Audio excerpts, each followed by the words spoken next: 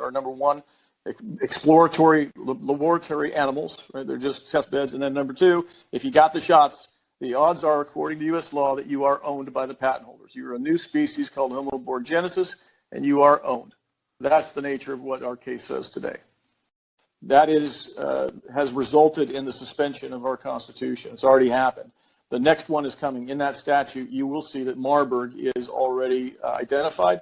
You will note that the PrEP Act has a Marburg provision that allows for additional spending when invoked.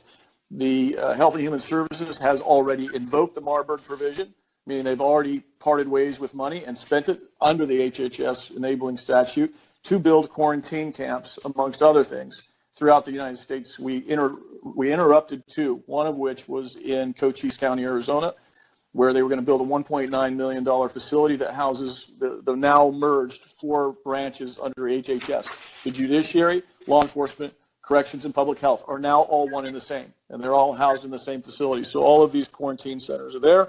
We understand that there could have been a Marburg release that Dr. Chambers will get into. We think that one has already happened.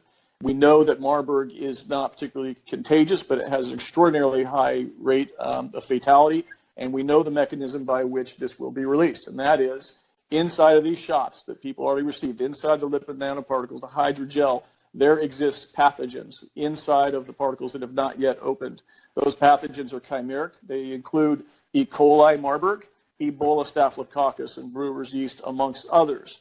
We know that upon the broadcast from the 5G system that is now employed across the United States, and the world for that matter, when they broadcast an 18 gigahertz signal for 1 minute, 3 different times as a pulse, it will cause those lipid nanoparticles to swell and release these pathogenic contents, thereby causing a Marburg epidemic that they've already spent the money on. It's already done, right? The Marburg epidemic, for purposes of the law, has happened, and now we just need the actual disaster to happen. And there's actually worse parts to it than that, including the 1p36 gene deletion that effectively will turn those poor people into zombies.